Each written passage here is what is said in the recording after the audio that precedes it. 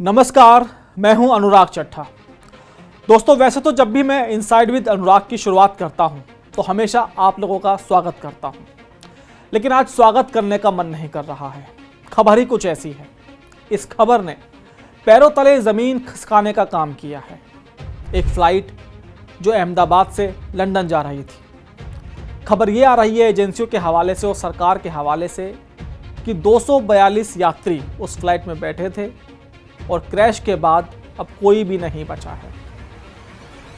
तो चलिए दोस्तों, इस खबर को आप ज़रूर सुनिएगा और खबर सुनने के बाद तय करिएगा कि जो 242 यात्री प्लेन के अंदर मौजूद थे उनकी मौत का जिम्मेदार कौन है। एक भयानक गड़गड़ाहट, अहमदाबाद, आसमान में धुएं का गुबार, एयर इंडिया, चीखें, अफरा तफरी, 242 यात्री, एक सपना, एक उड़ान, लंदन गेटविक और फिर पल भर में राख। कहते हैं ड्रीम लाइनर उड़ता है सपनों के साथ, लेकिन आज जला है उन सपनों का मलबा।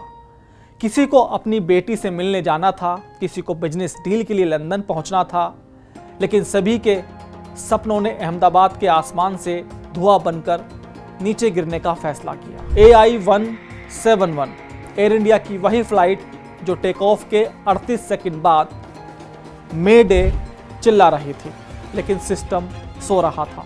एक अनुभवी कैप्टन, करोड़ों का विमान, लाखों की तकनीक और फिर भी ये हादसा। क्या ड्रीम लाइनर असल में डेथ लाइनर बन चुका है? क्या एयर इंडिया सिर्फ नाम की राष्ट्रीय एयरलाइन बची है? कहाँ है जवाबदेही? कहाँ है चेतावनी? कहाँ है इंसाफ? क्या था ये, एक दुर्घटना या लापरवाही का भयावह मंजर?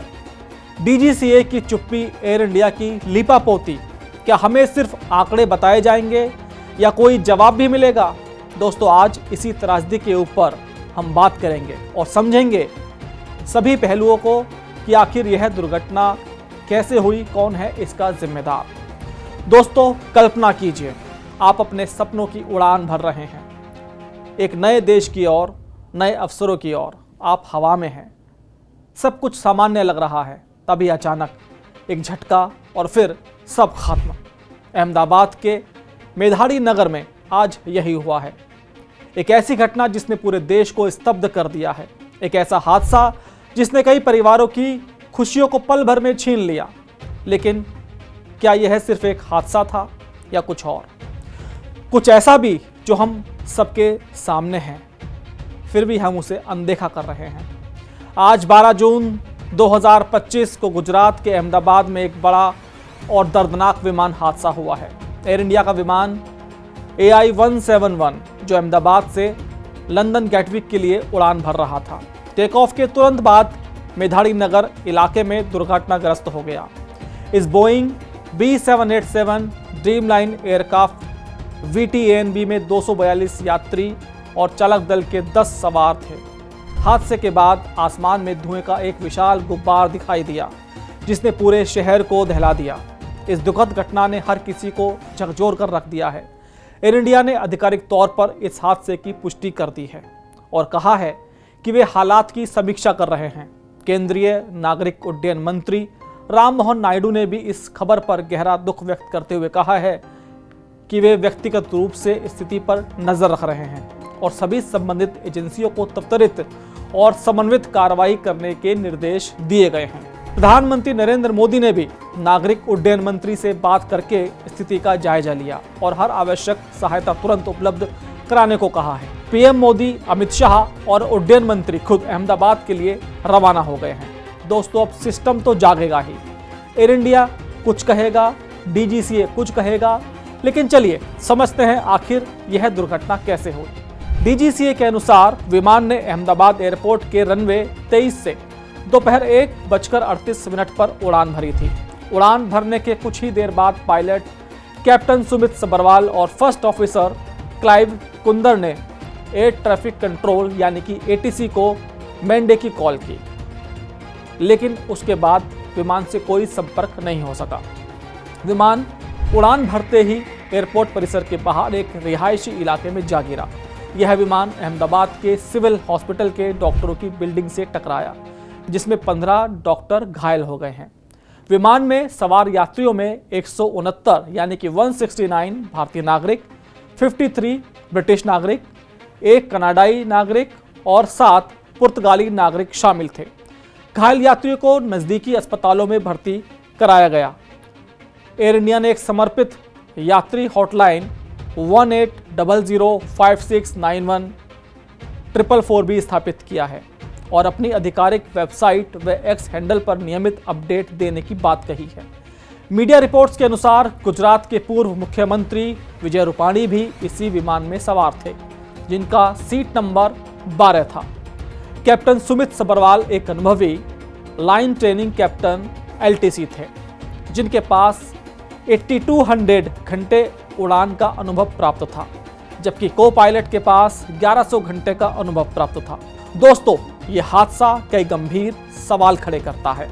क्या ये सिर्फ एक यांत्रिक विफलता थी या इसके पीछे कोई गहरी लापरवाही छिपी है? बोइंग 787-8 ड्रीमलाइनर, जिस पर यह हादसा हुआ, पहले भी अपनी उत्पादन प्रक्रिया और गुणवत्ता नियंत्रण को लेकर विवादों में रहा है। क्या विमान की सुरक्षा जांच में कोई कमी थी? क्या एयरलाइन ने पर्याप्त रखरखाव सुनिश्चित किया था? समझते हैं कि दुर्घटना के पहले पहलू को तकनीकी विफलता या मानवीय त्रुटि। पायलट द्वारा मेडे कॉल किया जाना दर्शाता है कि उन्हें विमान में किसी गंभीर समस्या का आभास हुआ था, लेकिन समस्या क्या थी? क्या इंजन फेल हो गया? क्या कोई हाइड्रोलिक सिस्टम खराब हुआ? या फिर उड़ान भरने के तुरंत बाद ही कोई ऐसी स्थिति बनी जिसे अनुभवी पायलट भी संभाल नहीं पाए? टेक ऑफ के ठीक बाद अगर प्लेन में थ्रस्ट न बने तो वो हवा में टिक ही नहीं सकता। इंजन में fuel line leakage, sensor fail या इंजन ओवरहीटिंग हो सकती है। 787 ड्रीमलाइनर में पहले भी GE और रोल्स रॉयस इंजन में कंप्रेसर फेलियर की घटनाएं दर्ज हैं। जांच का केंद्र बिंदु ये होना चाहिए कि क्या एयर इंडिया ने मेंटेनेंस में कोई कोताही की। दूसरा पहलू, बोइंग 787-8 ड्रीमलाइनर की विश्वसनीयता।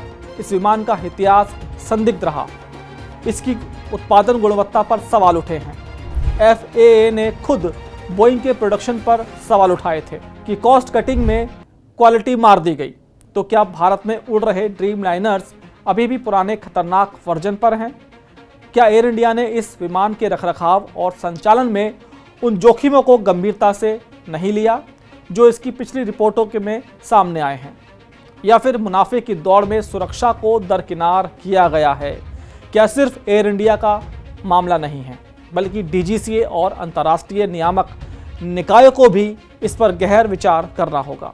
तीसरा पहलू, आपातकालीन प्रतिक्रिया और बचाव कार्य। हादसे के तुरंत बाद अग्निशमन और NDRF की टीमों का घटनास्थल पर पहुंचना प्रशंसनीय है, लेकिन क्या हमारी आपातकालीन प्रतिक्रिया प्रणाली इतनी मजबूत है कि ऐसे बड़े पैमाने के हादसों में न्यूनतम नुकसान सुनिश्चित कर सकें? रिहायशी इलाकों में विमान का गिरना भविष्य के लिए एक चेतावनी है। शहरों के करीब हवाई अड्डों की सुरक्षा और आसपास के क्षेत्रों का विकास कैसे नियंत्रित किया जाए, इस पर गंभीर बहस की आवश्यकता है। चौथा पहलू, एयरलाइन और नियामक की जवाबदेही। एयर इंडिया का ये बयान कि वे हालात की समीक्षा कर रहे हैं और जांच अधिकारियों को पूरा सहयोग दे रहे हैं, पर्याप्त नहीं है। उन्हें पारदर्शी तरीके से हर जानकारी साझा करनी होगी। DGCA को इस मामले की स्वतंत्र और निष्पक्ष जांच सुनिश्चित करनी चाहिए। क्या किसी ने लापरवाही बरती? क्या किसी को अपनी जिम्मेदारी से अवगत कराया गया था? जवाबदेही तय होनी चाहिए ताकि भविष्य में ऐसी त्रासदियों को रोका जा सके। पांचवा पहलू, रनवे 23 के आसपास बर्ड नेस्टिंग एरिया की रिपोर्ट पुरानी है। टेक ऑफ के समय इंजन में पक्षी घुस जाए तो एक ही सेकंड में फ्लेम आउट हो जाता है। तो क्या बर्ड क्लियरेंस टीम ने अपनी ड्यूटी नहीं निभाई? छठा पहलू, एयरपोर्ट के बाहर रिहायशी इलाकों में फ्लाइट पाथ क्यों DGCA की नियमावली कहती है कि ऐसे इलाके को नो फ्लाई जोन्स घोषित किया जाना चाहिए? तो प्लानिंग कौन कर रहा है?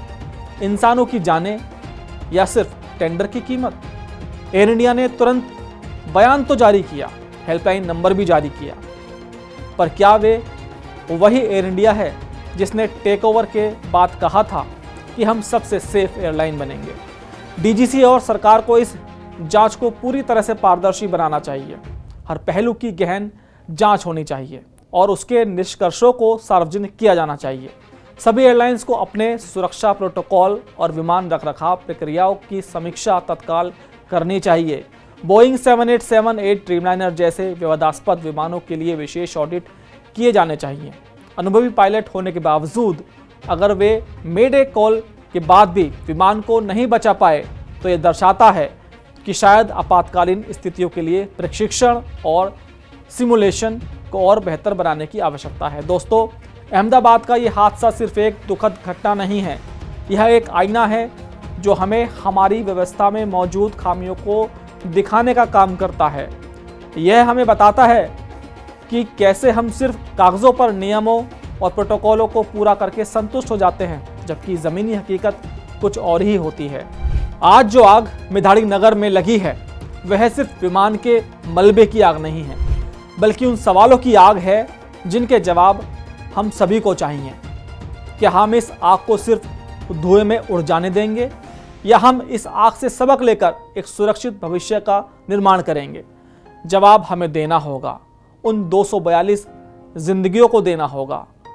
यह सिर्फ एक विमान हादसा नहीं, बल्कि एक व्यवस्था पर गहरा घाव है जिसका उपचार तभी संभव है जब हम आंखें मूंदने की बजाय सच का साहस करके दिखाएं। यह वक्त जागने का है, यह वक्त सवाल पूछने का है और यह वक्त जवाब मांगने का है। दोस्तों, इस वीडियो में इतना ही और इस खबर से जुड़ी जितनी भी अपडेट्स होंगी, जो भी सरकार की खामियां होंगी, विमान कंपनी की खामियां होंगी, मैं आपसे वादा करता हूं एक एक वीडियो को आपके सामने लाकर रहूंगा। आज की वीडियो में दोस्तों इतना ही, फिर आपसे मुलाकात होगी दूसरी वीडियो के साथ। तब तक के लिए दोस्तों मुझे दीजिए इजाजत। नमस्कार।